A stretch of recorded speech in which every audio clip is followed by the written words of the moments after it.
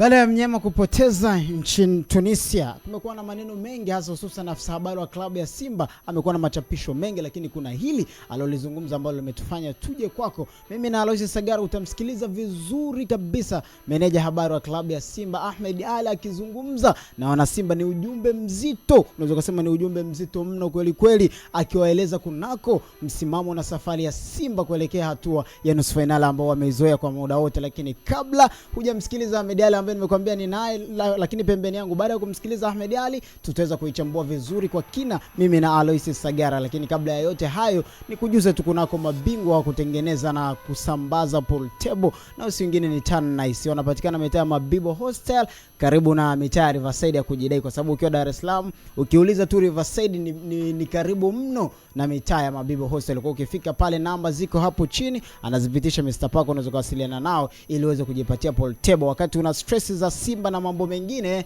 unatafuta mchezo mwingine wa kurefresh au kurelax, na usi nyingine ni pool table. Aloysius Sagara, yes. Kumekuwa na machapisho mengi ya afisa habari wa klabu ya Simba Ahmed Ally, lakini kuna hili la maana aliloweza kulizungumza, unazosema hili ndo kubwa mno kwenye yale machapisho yote aliyozungumza. Hili ndo linaweza kawa ni kubwa mno. Kabla hatujamwekea mtazamaji wa Data Sports aweze kumsikiliza vizuri, unaweza katia lolote kwanza?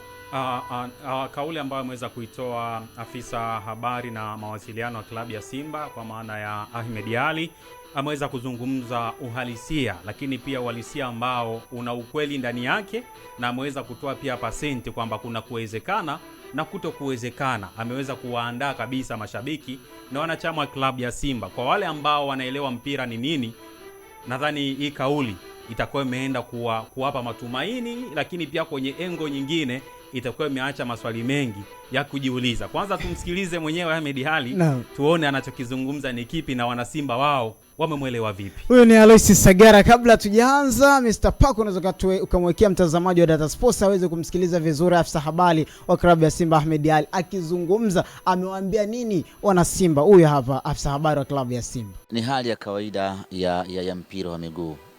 Na hili lazima kila mwana Simba alielewe. Sisi tuna miaka 8 tunashiriki back to back hatua ya makundi ya ligi mabingwa Afrika pamoja na kombe la shirikisho, na katika mara zote hizo tumefanikiwa kufuzu kwenda hatua ya robo finali. Kama inatokea safari hii tunakosa kwenda hatua ya robo finali, isionekane tumeloja, isionekane ni jambo la ajabu na ni jambo jipya. Inawezekana wapinzani wakacheka kadri wanavyoweza kucheka, lakini wana Simba hawapaswi kuingia kwenye huo mtego na kwenye huo unyonge. Ni mambo ya kawaida mno kwenye mpira wa miguu. Tumefanya vizuri kwenye kipindi cha miaka 7 mtawalia tukiingia hatua ya robo finali. Robo finali 5 za ligi mabingwa Afrika, robo finali 2 za kombe la shirikisho. Na Afrika hii ni timu 3 pekee ambazo zina uwezo ama zina uwezo wa kucheza, zimekuwa na historia hiyo ama ubora huo wa kucheza robo finali 7 mtawalia. Timu 3 pekee, Al Ahly, Mamelodi pamoja na Simba Sports Club. Kwa kama inatokea kwa bahati mbaya iliyokubwa zaidi tukashindwa kwenda hatua ya robo finali mwaka huu, wana Simba lazima waelewe kwamba huo ndio mpira wa miguu.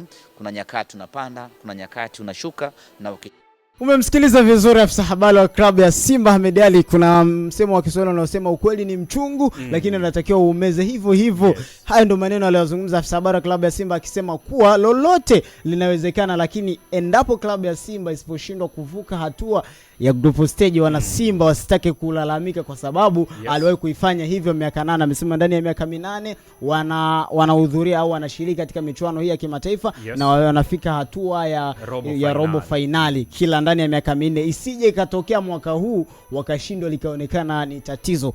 Ukimsikiliza vizuri Ahmed Ally, kumekuwa na machapisho mengine, amezungumza mengi hapo, maneno ni mengi, lakini tumeona hilo ni la muhimu. Amezungumza kuwa ndani wa bado wana mechi 3 mkononi, wanahitaji alama 9, wamekazi hapo. Tuanze hapo Aloysius Sagara, mimi na wewe kujadili kwanza kuanzia kauli ya Ahmed Ally hapo. Anaposema kwamba endapo klabu ya Simba itafeli, wana Simba wanatakiwa wakubaliane na hali. Ukisikiliza vizuri kauli ya Ahmed Ally, anasisitiza kwanza ukubwa ambao Simba yuko nao kwenye michuano ya ngazi za vilabu barani Afrika. Hapa tunazungumzia ligi ya mabingwa kwa maana ya CAF Champions League pamoja na kombe la shirikisho ambalo msimu jana Mnyama alifika fainali, alicheza dhidi ya RS Berkane na akapoteza fainali ile nyumbani na ugenini, akawa amefanyaje, amepoteza kikombe kile, akamaliza akiwa kama mshindi wa pili. Ukisikiliza kauli ya Ahmed Ally, anawakumbusha kuhusu makubwa ambayo Simba amewahi kuyafanya kwenye michuano hiyo shirikisho pamoja na ligi ya mabingwa barani Afrika. Anasema ndani ya misimu 8 mara 7 Mnyama amefika hatua ya robo finali. Yes, na ni vilabu pekee vitatu pekee barani Afrika ambavyo vimewahi kufanya hivyo. Amemzungumzia Mamelodi Sundowns pamoja na Al Ahly.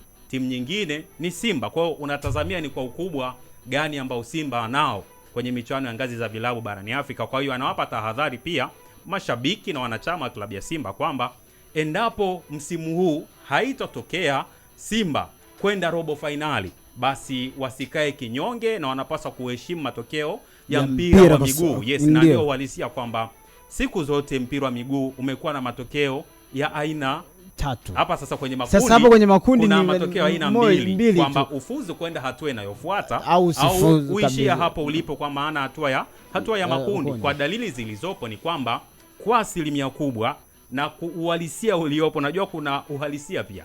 Kibaki kwenye uhalisia, nafasi ya Simba kufuzu hatua ya robo finali asilimia zake ni chache mno, na ndio maana Ahmed Ally amekuja mbele na kuzungumza na mashabiki wa klabu ya Simba, kuwaeleza na kuandaa kisaikolojia endapo hili halitotimia wakati huu kwenda hatua inayofuata. Katika msimu wa 2019 2020 klabu ya Simba iliishia hatua ya awali ile kwenye preliminary stage, iliondolewa na klabu ya Udison kama unakumbuka. Walitoa sare ugenini kule Mozambique, wakaja hapa Dar es Salaam wakatoa sare ya 1-1 kama unakumbuka. Luis Jose Mixon kipindi hicho alipiga foul katikati yao. Udison akasonga mbele kwa faida ya bao la ugenini. Kwa hata hii scenario ni nzuri kwa sababu wana Simba hawakutarajia, kwa sababu msimu uliofuata wa nyuma yake ulikuwa ni 18-19 walifika hatua ya robo finali wakiondolewa na TP Mazembe kama unakumbuka, ambako hapa Benjamin Mkapa walitoa sare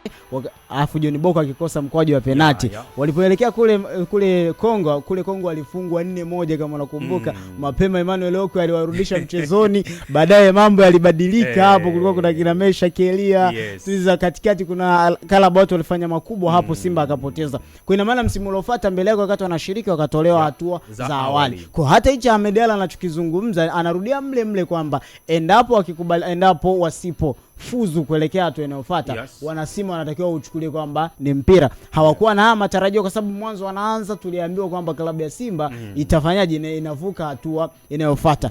Sasa hiyo ilikuwa ni kauli nzuri ambayo Ahmed Ally ameizungumza na amewaandaa tayari mashabiki kisaikolojia kwamba lolote likitokea wanatakiwa wakubaliane nalo, lolote litakalotokea. Sasa turudi baada ya hayo yote alipozungumza, aliulizwa kuna kitu kingine aliendelea kuulizwa ambacho alikuja kuulizwa ni nature ya kundi na alama 9 ambazo wanasema wanazihitaji. Hapo ndo maana nikasema kumekuwa na machapisho mengi ya Ahmed Ally. Baada ya hii kauli ambayo ukisikiliza ni nzuri kabisa kwa mashabiki, lakini amekuja na machapisho mengi. Nafikiri kama machapisho mawili hivi kwenye mtandao wake wa kijamii. Moja hapo alolichapisha ni ile ambalo amesema kwamba wana Simba hatutakiwi kukata tamaa, ni wakati wetu wa kupigana, tuna alama 9 za kuhakikisha tunazipigania. Alois Sagara, tuanzie kwenye alama 9 za kupigania. Kwanza amemaliza na Esperance Sportive de Tunis ugenini ambako alifungwa 1-0. Anageuka na tarehe Februari 1 mwezi wa pili atakuwa katika uwanja wa Benjamin Mkapa kucheza na Esperance Sportive de Tunis. Akimaliza hapa atabidi asafiri kuelekea nchini Angola kwa ajili ya kucheza na Petro di Luanda. Hapo ni kwenye ile safari ya pointi 9 ambazo Ahmed Ally ametuambia. Akimaliza hapa atarudi tena Dar es Salaam kumsubiri Stade Malien, ambaye huyo Stade Malien alimfunga nyumbani kwake kule Bamako bao 2-1. Wakati huyo Petro di Luanda alimfunga hapa Benjamin Mkapa. Sasa tunaanza kwenye kauli ya Ahmed Ally au kwenye andiko la Ahmed Ally aloliandika, tunaanzia hapo. Je, kuna uwezekano hizi alama 9 kabla jiangalia nature na msimamo wa kundi kwanza? Je, kuna uwezekano wowote wa klabu ya Simba kuzivuna alama 9 kutokana na nature ya wapinzani anaocheza nao? Ngumu sana. Yaani ngumu sana. Ujue Simba hii ni kwa mara ya kwanza kutokea. Yaani Simba hajawahi kucheza michezo mitatu mfululizo ya kwanza ile hatua ya makundi akawa ameshindwa kuvuna alama yoyote ile. Ndiyo. Kwenye vilabu 16 ambavyo vimeshiriki au vimefuzu hatua ya makundi msimu huu, ndiyo, Simba pekee ndio klabu ambayo haijavuna alama yoyote ile. Yaani amezidiwa mpaka na Rivers United kutoka Nigeria. Yes, amezidiwa na vilabu kama hivi ambavyo vina profile za kawaida sana. Yes, lakini mnyama amekuja kuandika historia na rekodi mbaya ambayo hajawahi kuiandika kwenye michuano ya ngazi za vilabu barani Afrika. Ukizungumza hesabu za kupata alama 9, mimi nitasema ni big no. Huwezi kupata hizo alama zote 9 kwa sababu hao wapinzani ambao unawapigia wewe kwenda kuchukua alama 3 na wenyewe pia wanazihitaji wapinzani ambao walikunyima wewe walau alama 1 kwenye michezo ambao ulienda kukutana nayo. Amecheza ugenini dhidi ya Stade Malien akapoteza bao 2-1. Akacheza ugenini dhidi ya Esperance de Tunis akapoteza bao 1-0. Alicheza nyumbani mbele ya Petro Atletico di Luanda akapoteza kwa bao 1-0. Na ukitazamia malengo ya Simba wanaoyaweka, inaweza kuwa tunasema ni collective goals, kwamba wamepigia kwa ujumla. Yes, malengo ya muda mrefu. Ina maana malengo ya mwisho kuelekea baada ya mashindano haya, malengo yao walionayo ya group stage kwamba wavune 9 wasonge robo finali. Sasa kuna msemo mmoja unasema Simba mwenda pole siku zote ndio mla nyama. Sasa mimi naona Simba kama Simba wameshindwa kwenda na kauli mbiu ya Simba mnyama mwenyewe ambao wanaishi falsafa zake, kwamba ili watimize hayo wanapaswa ku break down malengo yao, kwamba tunaanza kwanza na Esperance de Tunis. Anapokuja Benjamin Mkapa lazima aache alama 3. Tunakwenda kwa Petro Atletico di Luanda nchini Angola, ni lazima tukachukue alama 3. Baada ya kuchukua 3 kwanza za Esperance de Tunis, sijui unaelewa, wakitoka kwa Angola kucheza na Petro akaondoka na alama zote 3, wanampigia sasa hesabu Stade Malien kwamba anapokuja Benjamin Mkapa lazima aache alama zote 3. Hesabu zao zitakuwa zimetimia. Sasa kitendo cha kuweka collective goals kwamba sisi ni lazima tukachukue 9, sawa, ni kitu kizuri, ni malengo, lakini ili kwenda kutimiza hayo ni lazima break down malengo yenu, kwamba tunaanza na Esperance, tunakwenda kwa Petro, tukitoka tunaenda tunamaliza na Stade Malien. Sasa ukitazama uhalisia kwa Simba hizo alama 3 Hasani, uongo mbaya, ngumu sana kuzipata hizo. Yes, alama 9 ngumu sana kuzikusanya zote hizo, kwa sababu kama angekuwa na uwezo huo huku mwanzoni dalili zingeanza kuonekana mapema. Na mimi nasema kati ya mchezo ambao Simba alikosea zaidi ni mchezo wake wa kwanza kupoteza nyumbani mbele ya Petro di Luanda. Okay, fine, umepoteza mbele ya Petro di Luanda, unaenda kucheza ugenini na Stade Malien. Basi ule mchezo walao angepata alama 3 zote ili kufidia ambazo amezipoteza nyumbani, isingekuwa mbaya. Simba ambayo imekuwa ikifanya mambo makubwa kwenye mashindano ya ngazi za vilabu barani Afrika ni Simba ambayo ilikuwa imefanya uwanja wake wa nyumbani kuwa machinjio, kwamba kila timu inayokuja kucheza na Simba Benjamin Mkapa ni lazima itaacha alama zote 3. Ndio ilikuwa falsafa ya Simba. Na ndio maana tumemshuhudia Simba kwenye misimu 8, misimu 7 amevuka hatua ya makundi na kwenda hatua ya robo finali. Sasa wakati huo msingi wake Simba ameanza kuvunja mapema kwenye mchezo wake wa kwanza tu mbele ya Petro di Luanda akaupoteza. Alois Sagalo, ukitazama safari ya mnyama katika michuano ya mwaka huu 2025-26, kuanzia ile hatua ya preliminary, tuanzie kwenye hatua ya mwanzo. Alicheza na Gaborone United kama unakumbuka vizuri. Akatoa sare ya 1-1 nyumbani kwake na Gaborone United. Akaja Benjamin Mkapa akatoa sare ya bila kama unakumbuka vizuri. Akatoka akakutana na Singizini Hotspurs kutoka something kama Botswana hivi. Akashinda goli 3 away kama unakumbuka vizuri. Akaja Benjamin Mkapa wakatoa sare ya bila kufungana. Kwa hiyo unaona safari ya mnyama ndani ya uwanja wa Benjamin Mkapa msimu huu haikuwa vizuri. Wakatoka akaanza hatua yake akaingia ya makundi ambako mechi yake ya kwanza kabisa alicheza na Petro di Luanda akafungwa goli 1. Unaweza kusema ilikuwa ni deflection kwa sababu ilikuwa ni mistake ilifanyika deflection. Alipiga mpira Jonathan Toro wa Stade Malien wa Petro di Luanda alipiga katikati ya mabeki, mpira ukafanya deflection, wakaingia wakafungwa goli kama unakumbuka vizuri, wakapoteza alama. Safari yao ikawapeleka Mali ambako walienda kucheza na Stade Malien kule nako wakapoteza kwa 2-1 kama unakumbuka vizuri. Kwa hiyo unaweza kuona kwamba msingi wa Simba uliharibika mwanzoni. Tukarudi kwenye historia ya klabu ya Simba kwamba msimu wa 2023-24 klabu ya Simba iliwahi kufanya maajabu. Yes. Watu wakaaminishwa kwenye swala la historia kwamba tulipopoteza mechi zetu 2 za mwanzo ambako wakirudisha ule msimu ambako walipoteza na Raja Casablanca, Benjamin Mkapa wakafungwa goli 3. Yes. Wakatoka kaenda kucheza na Horoya ambao alifungwa goli 1 bila. Walipokuja wakaja na Vipers wakamfunga goli 1, wakamfuata kule nchini Uganda wakashinda 1 bila. Walipomaliza huku the rest ilikuwa ni nini? History. Wakaelekea hatua inayofuata. Watu wakakalishwa, mashabiki wakapewa ile imani kwamba tutaenda hivyo hivyo msimu huu. Wakakubaliana mechi ya 3 ambao walikuwa wanaitarajia zaidi, ambayo ndio ilikuwa ina taswira nyingine ya kuwapa matumaini, nayo wakaipoteza dhidi ya Esperance de Tunis, wakapoteza goli 1. Safari yao ni tarehe 1 ya mwezi wa pili, ambako wanacheza na huyo ambaye walipoteza kule ugenini. Tunaliangalia necha ya kundi lenyewe lilivyo. Sasa Alois Sagara, tuanze kutafuta namna ya klabu ya Simba kuweza kufuzu kuelekea endapo sasa yametokea kwa msimamo wa kundi ulivyo unaongozwa. Tumtafutie nafasi. Sasa tukudefend, tunakubaliana na maneno ya Mediali. Alafu tuangalie nature ya kundi kuanzia wa kwanza mpaka wa pili. Tutafute namna ambavyo klabu ya Simba inaweza kufuzu kuelekea hatua inayofuata.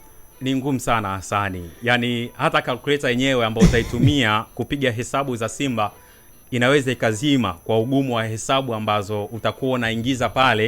Ili uitafutie Simba kumaliza ikiwa kinara wa kundi au hata nafasi ya pili, kwa sababu Stade Malien kinara ana alama 7. Anafuatia nafasi ya pili Esperance de Tunis ana alama 5. Nafasi ya 3 kuna Petro Atletico de Luanda ana alama 4. Nafasi ya 4 yupo Simba ambaye hana alama yoyote, ana negative na anadaiwa mabao 3. Kwenye kundi la Simba, Simba ndio timu ambayo imeruhusu bao nyingi na imefunga bao chache. Simba amefunga bao 1 pekee.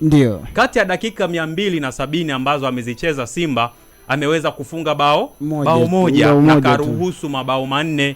Alifungwa 1-0 dhidi ya Petro, akafungwa 2-1 dhidi ya Stade Malien, akafungwa 1-0 dhidi ya Esperance de Tunis. Ukijumlisha unapata mabao 4 ya kufungwa, na yeye kafunga bao 1 la Nio Maema kwenye mchezo wa Stade Malien dhidi ya Simba. Stade anashinda 2-1 Bamako Mali. Sasa siri kubwa kwenye hatua ya makundi, unapaswa kuangalia kitu kinaitwa goal difference, kwamba ninafunga magoli mangapi na ninaruhusu mabao mangapi. Sasa ukitazamia hapo, Simba anadaiwa mabao 3. Sasa hayo mabao 3 Simba anaenda kumfunga nani? Sasa tuangalie mfano. Tuanze Simba ambaye anahitaji alama 9. Tufanyeje endapo sasa Simba ili zile alama 9 hao wengine wasifuzu, ambaye tukiangalia Stade Malien ambaye ana pointi 7 pale kwenye msimamo, anakuja Esperance de Tunis mwenye alama 5, alafu anakuja Petro de Luanda ambaye ana alama 4. Tunaanza sasa, Simba akishinda dhidi anakuwa na alama 3 zidi Esperance. Wakati huo matokeo ya Stade Malien na Petro sasa pale labda tuitafute sare. Haya, anakuwa na 8. Au sasa tuseme tukubaliane kwamba Petro tumpe Stade Malien aendelee kushinda, aendelee kukaa juu. Na maana alama 10. Petro anabakia na alama 4. Haya, mchezo unaofuata Mnyama anaenda kumfuata Petro nyumbani kwake. Ndio. Kwa hiyo pale aenda amfunge Petro, ambayo nayo kinadharia ni ngumu. Afikisha alama. Atuende tu hivyo, afikisha alama 6. Alafu Esperance na Stade Malien. Sasa kumbuka Stade Malien ana 10 tayari. Ni lazima Esperance atafight apate walau alama 3 kutoka kwa Stade Malien. Ukiongeza 5 alizokuwa nazo anakuwa na 8. Simba ana ngapi? 6. Simba ana 6. Mchezo wa mwisho Simba anakutana na Stade mwenye alama ngapi? 10. Si ndio? Mwenye 10. Sema ana 11 sasa amevuna. Tumempa kupoteza. Amepoteza. Ambaki na 10 zile. Mchezo wa mwisho Simba anakutana na Stade Malien. Simba ana 6, Stade ana alama 10, si ndio?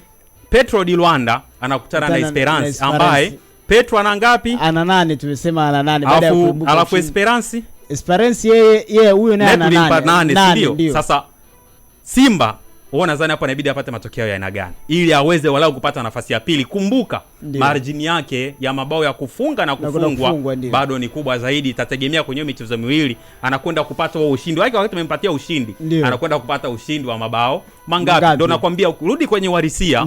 Simba ana safari ngumu sana, kwa sababu kuna baadhi ya magrupu ambayo ukitazama nesha yake unaona timu anaiombea, yani anemwombea mabaya ni timu moja, kwamba anaombea timu fulani ipate matokeo haya ili mimi niendelee kusalia kwenye nafasi yangu au kupanda juu zaidi. Kwa mfano kundi la Yanga, si ndio?